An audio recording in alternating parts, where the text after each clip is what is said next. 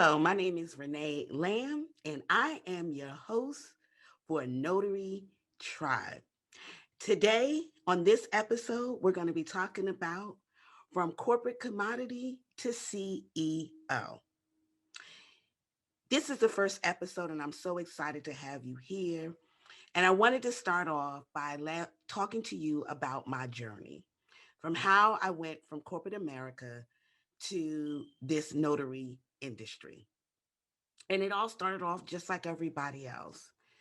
I did the American dream. I went to school like I was supposed to, finished high school, went straight to college.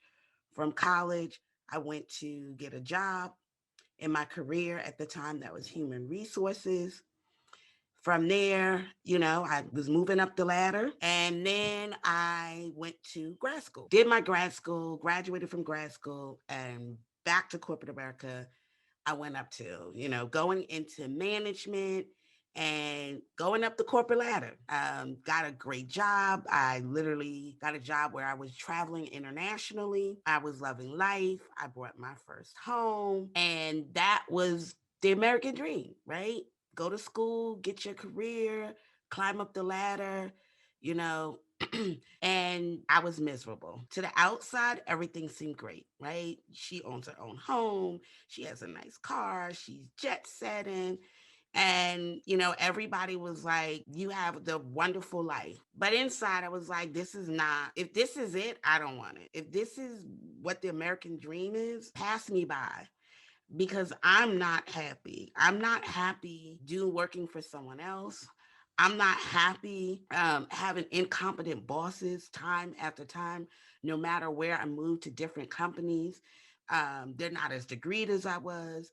Their intellect was lacking on a good day. The misogyny, the racism, it just got to be too much.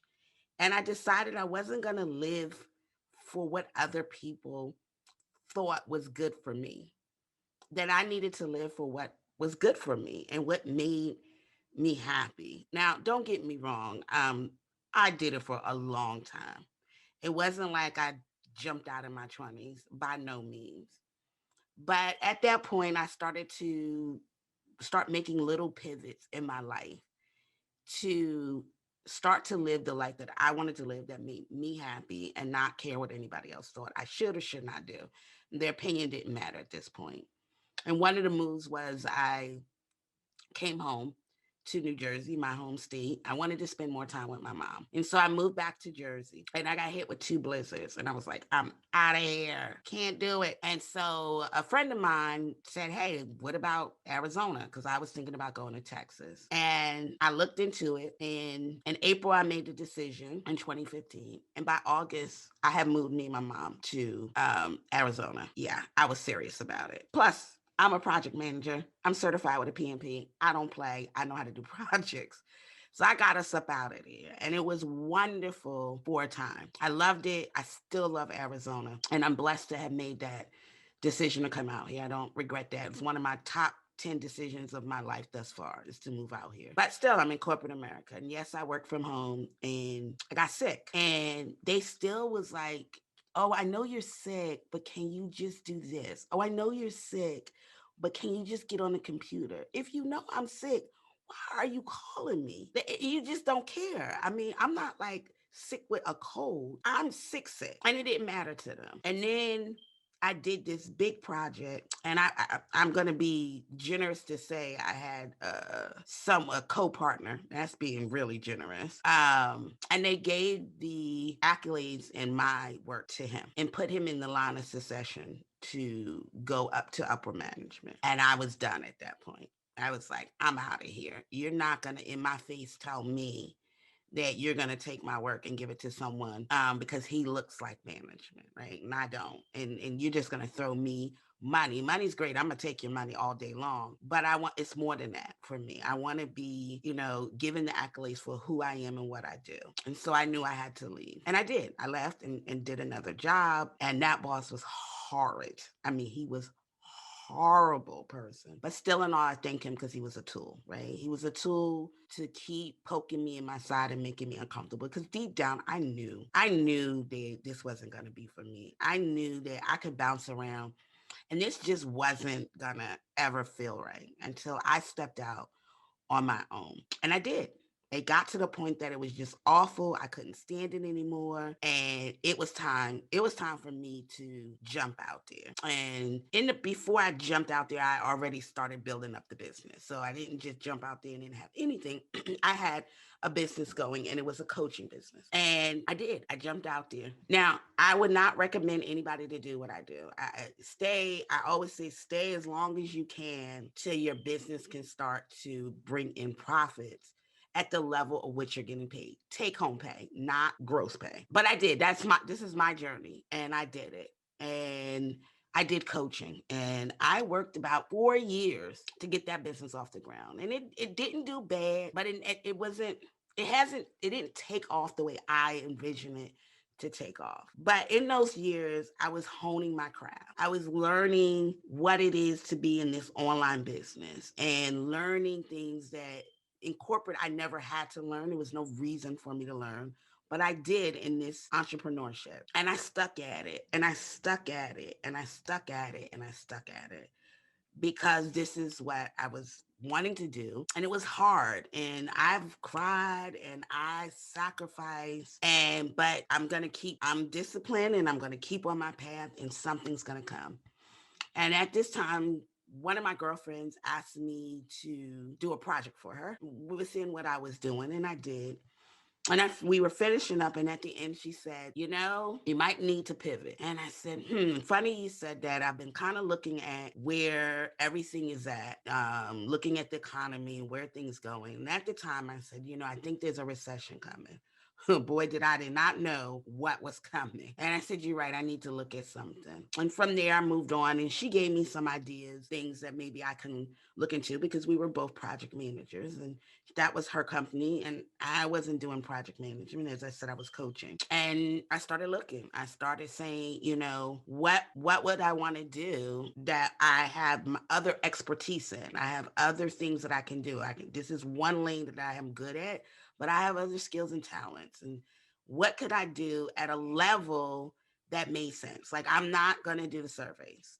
That's not happening. As much as I am an animal lover, and if you ever meet my friends, they would tell you I'm truly an animal lover, but I'm not walking your dog, right? Like, I'm just not doing that. And there's no shade to whoever does that. It wasn't for me. I wanted a certain level of money that I would do. And so I researched it and I came across loan signing. And I said, that's interesting. I've been very interested in real estate. I was a real estate agent at one time. I bought my own home. I bought my second home. I took my home back and gave it to him because I was in the bubble. So I know it all. Like, I love real estate. I've always had an interest in it. So I was very good. I knew how to buy a house. I could buy a house in 30 days flat from beginning to the end. I know how to buy a house. And so I looked into it and I was like, oh my God, this is something. How did I not know this? How did I miss this? And I looked more and I researched and I was like, I can do this. I have this skill set. I know this. This is something cool. And so that's what I did. I got into a course and I studied and I looked into it and I was like, yep, I can do this. And I honed my craft in that. And after the course, you got to go out and loan signing. And that's going to be, I'll go more into it into the next episode. But basically, I had to be a notary in order to do the loan signing. And so I went to do a notary.